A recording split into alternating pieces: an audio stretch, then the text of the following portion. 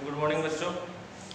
देखिए, कल अपन ने संधि और संधि से संबंधित उसके स्वर संधि, व्यंजन संधि और विसर्ग संधि के भेदों के बारे में बात की थी। उसके बाद में स्वर संधि के 8 भेदों की अपन ने बात की थी, जिसके अंदर सवर्ण दीर्घ संधि, गुण संधि,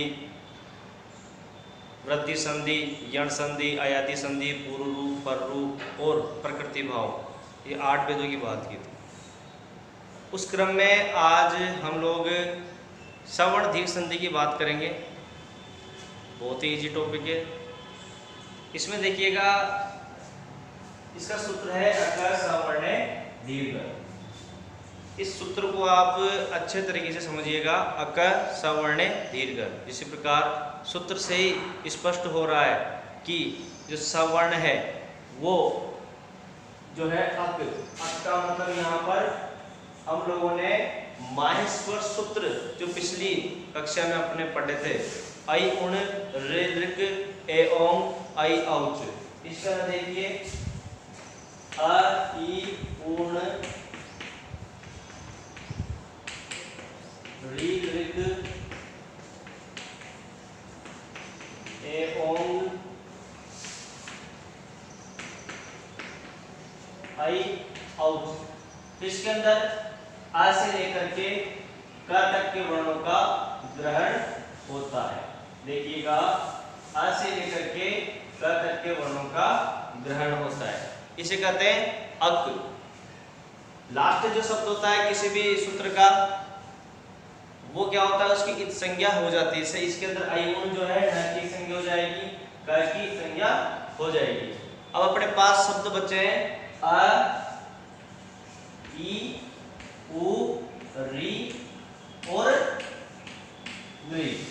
ये हम लोगों के पास में शब्द बचे हुए हैं। अब देखिएगा आगे इसके अंदर, जैसे अभी के अकर क्लियर, सवर्ण मतलब इसके जैसा वर्ण हो तो वहां पर क्या हो जाता है, दीर्घ एकादेश हो जाता है। एकादेश का तात्पर्य दो वर्णों के स्थान पर एक वर्ण आदेश होने से है।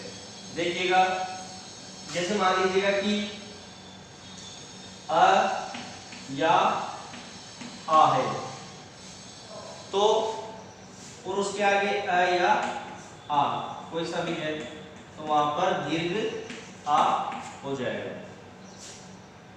ई या ई है और उसके आगे ई या ई है तो उसमें भी दीर्घ ई आदेश हो जाएगा।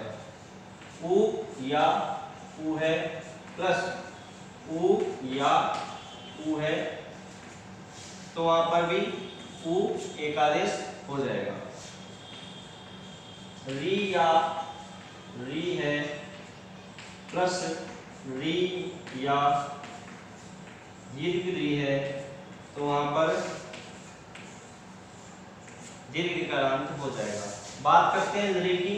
इसका वैसे इतना उपयोग नहीं आता है, फिर भी री का कोई दीर्घ होता नहीं है, तो री का दीर्घ भी री ही होता है। और इधर भी जो है री का दीर्घ क्या होगा, री ही होगा। तो बराबर जो है इसका संधि रूपी री जो है वही बनेगा। अब इसमें वही चीज है, परिभाषा में वही है। अब यानी अ ई उ री री के आगे अक अ ई उ री री रहने पर दीर्घ एकादेश हो जाता है। यहाँ पर मैं आपको पहले कह चुका हूँ कि अ का मतलब अ और उसका परिवार आ दोनों है, ई का मतलब ई और उसका परिवार ई दोनों है, और उ का मतलब उ और उसका परिवार उ दोनों है, और री का परिवार दोनों कंप्लीट है।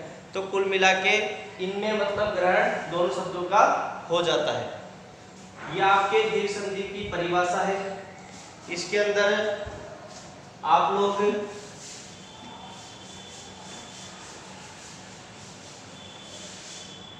इसकी परिभाषा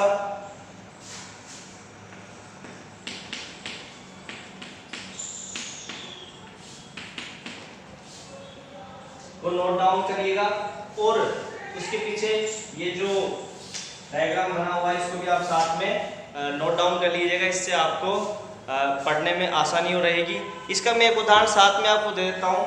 जैसे एक छोटा सा बहुत ही इजी और चूंकि सरल से कठिन की ओर अपन लोग चलेंगे तो इजी जो उदाहरण है उसके अकॉर्डिंग अपन बात करेंगे। तो इसके अंदर जैसे विद्या प्लस आलया, ये अपना उदाहरण है। इसके अंदर जो है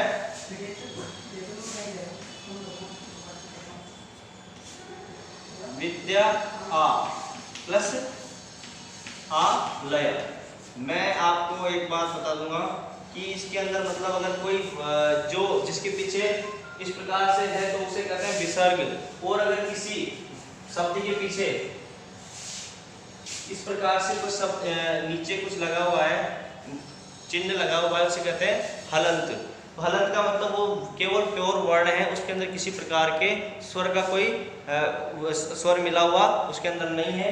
तो यहाँ पर विद्या इसके अंदर आ जुड़ा हुआ था, ये आप ऐसे लिखो या विद्या इस प्रकार से लिखो, उसमें दोनों ही सही है।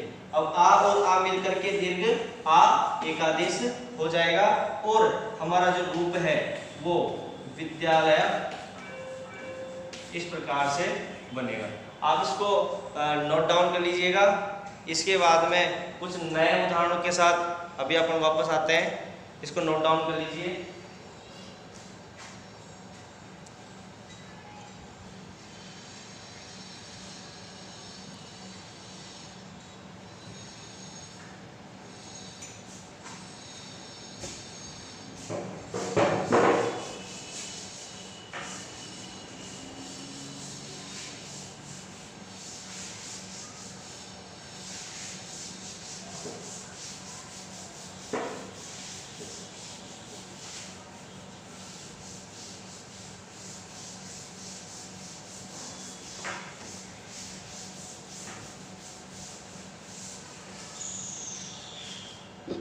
इसमें आगे अपन एक बात करते हैं विद्यार्थी।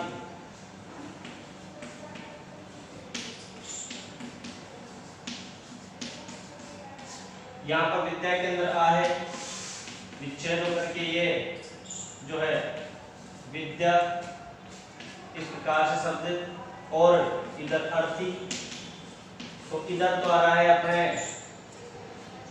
आ और इधर इसका दीर्घ हो जाएगा आ का दीर्घ। तो यहाँ पर अपनी स्थिति बन जाएगी विद्या आ और थी, और मूल रूप से ये जो संधि रूप बन जाएगा इसका विद्यार्थी। आगे देखिएगा,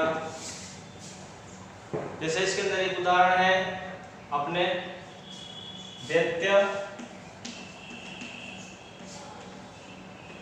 प्लस अरि,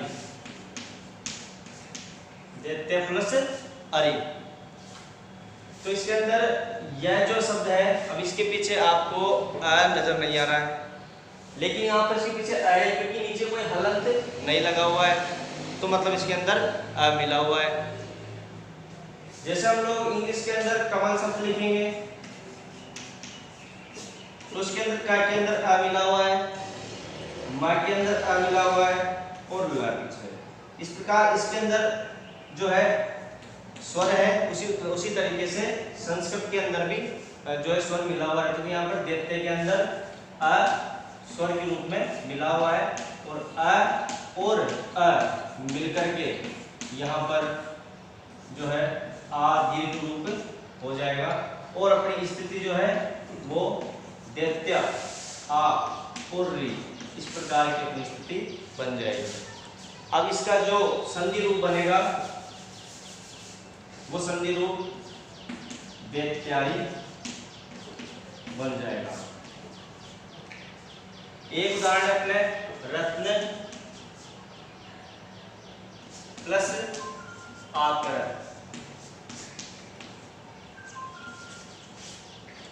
रत्न प्लस आकर, तो यहाँ पर रत्न के अंदर है और यहाँ पर आकर, तो अ और आ का जो दीर्घ होगा वो आ हो जाएगा, और रत्नाकर इस प्रकार का अपने ये संधि रूप बन जाएगा। आई होप कि आपको ये संधि जो है समझ में आ गया। अभी तक अपन ने इसका आ से संबंधित रूप देखा है।